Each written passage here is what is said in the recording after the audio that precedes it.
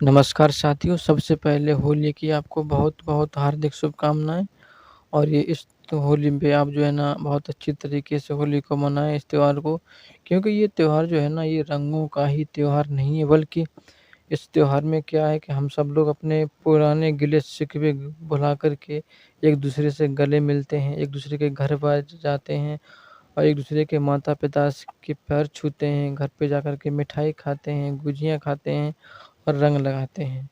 तो ये ऐसा है त्योहार होली का, तो उम्मीद करता हूँ कि आप भी बहुत अच्छे से इस त्योहार को मनाएँगे और इन फ्यूचर में आप हरि परमात्मा के सत्य के साथ में अगर जाएँगे तो आप यही दुआ करेंगे कि जब भी कभी होली आए तो हरि परमात्मा के चरणों में जाकर के ही एक बार वहाँ पर भी होली खेली जाए। तो चलिए दोस्तों आज की इस कहानी में हम आपको एक ऐसे भैया जी की अभिधि बताएँगे जो उनके ऊपर इतना कष्ट था लेकिन हरि परमात्मा ने जब उनकी कष्टों को दूर किया, उनकी मनोकामना को पूरी की, तो फिर होली आने से पहले ही उन्होंने होली खेल ली। यानी हरि परमात्मा ने उनके जीवन में रंग ही रंग बिखेर दिए, तो इस वजह से फिर उन्होंने भी बड़े हर्ष और उल्लास के साथ होली को खेला। साथियों बात है ये 2018 की जब हरि परमात्मा का सत्य का साथ अलीगढ़ में हो रहा था। वहाँ पर हमें एक भैया जी दिखाई दिए, जो हाथ में गुलाल लिए और सभी जो उनके आस-पास में जो संगत थी, उनके पास जो है ना जा कर के हाथ में जो गुलाल लिए हुए थे, लोगों को लगा रहे थे और बहुत खुश नज़र आ रहे थे।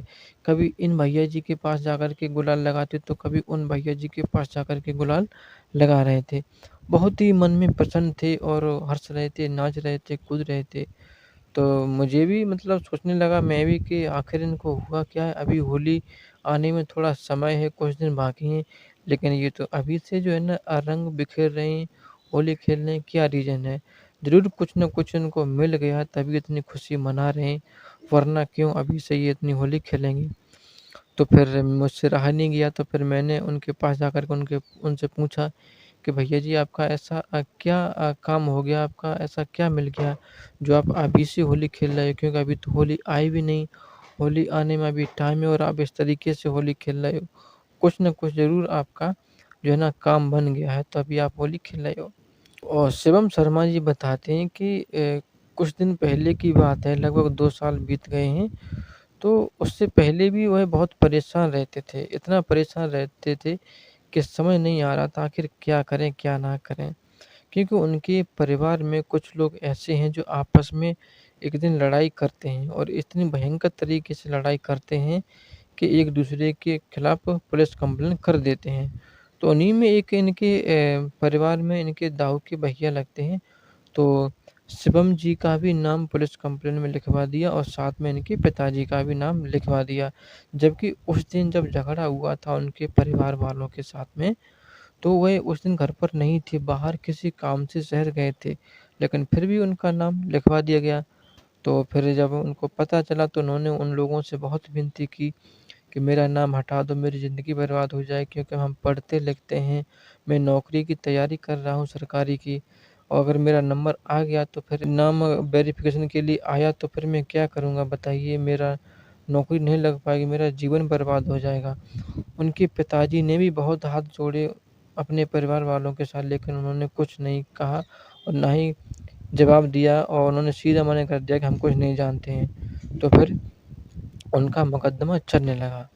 जब मुकदमा चलने लगा काफ़ी टाइम हो गया, तो फिर से उन्होंने कहा कि शायद ये जो है ना अगर बात मान लें तो शायद नाम हट जाए। फिर से उन्होंने कहा कि नाम हटवा दो, मेरे बेटे की ज़िंदगी खराब हो जाएगी। शिवम के पिताजी ने कहा, लेकिन कुछ फ़ायदा नहीं हुआ। वो लोग बिल्कुल राज़ी नहीं थे कि इनका नाम हट जाए। क्योंकि आप भी जानते हो घर परिवार में हर कोई आजकल बुरा चाहता है, हर किसी का अच्छा नहीं चाहता है। क्योंकि परिवार में आजकल लड़ाई बीती चल रही है और एक-दूसरे से परिवार वाले जलते हैं। और यदि कोई एक भैया अच्छे से खा पी रहा है तो दूसरा जल रहा है। बहुत से ऐसे परिवार हमने देखे हैं। तो ऐसा ही शिवम जी के साथ हो रहा था। अब पढ़ाई करने से क्या फ़ायदा? अगर पढ़ाई करता हूँ, नंबर आ जाएगा तो पुलिस वेरिफ़िकेशन होगा तो फिर से वही बात है, मेरी नौकरी अटक जाएगी तो क्या करूँ बताइए? सोचने लगते हैं तो फिर उन्होंने कुछ नहीं सोचा कि चलो पढ़ते हैं, होगा सो देखा जाएगा।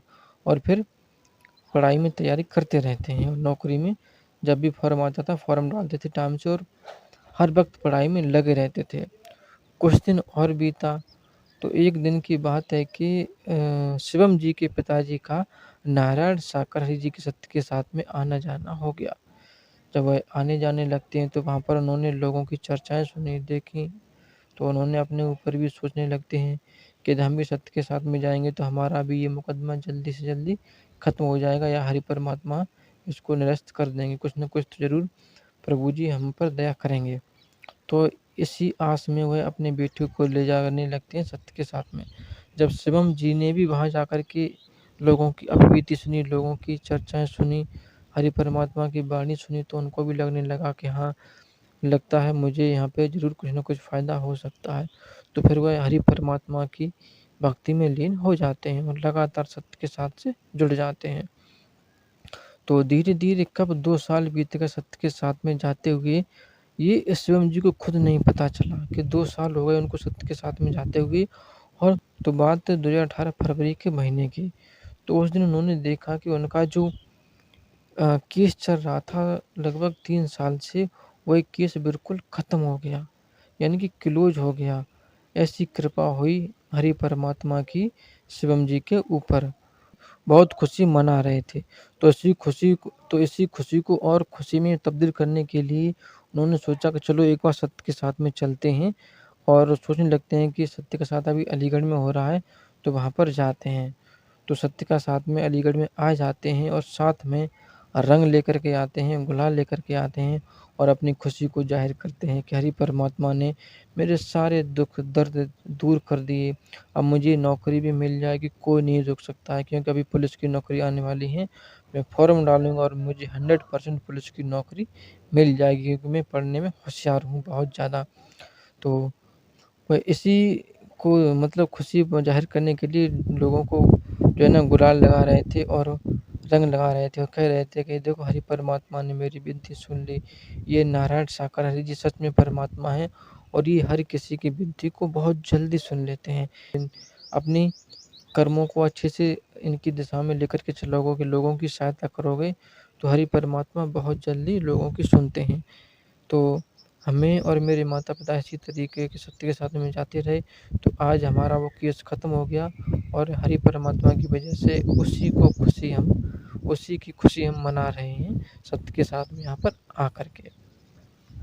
तो ऐसा चमत्कार हुआ हरि परमात्मा के सत्य के साथ में जाने से मेरे साथ। तो दोस्तों ये पूरी अपबीती जब उन्होंने बताई तो मुझे बहुत अच्छी लगी, सोचने लगा कि कैसे-कैसे लोग हैं जो सत्य के साथ में बरसों से आ रहे हैं और कुछ लोग कहते हैं कि हमारे साथ कुछ फ़ायदा नहीं हुआ, हमने तो सत्य के साथ में जाना ही बंद कर दिया। हम 3 साल से आ रहे थे, 5 साल से आ रहे हैं और ये देखो ये 3 स और इन शिवम जी को देख लो, इनको सिर्फ़ 2 ही साल हुए थे सत्य के साथ में आने से और इनके साथ ऐसा चमत्कार ये हो गया। तो देखो हरि परमात्मा खुद कहते हैं कि यहाँ पर आओगे तो कुछ लेकर जाओगे। यदि नियम पर चलोगे तो, अगर नियम पर नहीं चलोगे तो कुछ फ़ायदा नहीं है। किराया भाड़ा खर्च करके आओगे तो वो आपका वेस्ट ही है, आपको फ़ायदा कुछ होने वाला नहीं है। फ़ायदा तभी है जब आप नियमों को मानोगे और वचनों को मानकर चलोगे, दूसरे के प्रति आप ईर्ष्या नहीं करोगे और लोगों की सहायता करोगे। यही मानव धर्म है। यदि मानव धर्म को आप अपनाओगे तो आप जीवन में कभी भी धोखा नहीं खाओगे और हरि परमात्मा के आप प्रिय रहोगे। ऐसा स्वयं हरि परमात्मा कहते हैं। लेकिन फिर भी लोग नहीं समझते हैं और लोग जो है ना उन्हीं को उल्टा दोष देते हैं। तो इसमें तो कुछ नहीं हो सकता है। तो ये कहानी थी शिवम जी की जो मैंने आपको बता दी। यदि आप भी कोई कहानी जानते हैं, अवधि जानते हैं तो हमें कमेंट बॉक्स में बता सकते हैं या हमारा ये व्हाट्सएप नंबर चल रहा है, तो आप हमें इस पर बता सकते हैं या मेरी ईमेल आईडी नंबर पर भेज सकते हैं। उस कहानी को लेकर के भी हम ज़रूर आएँगे। धन्यवाद।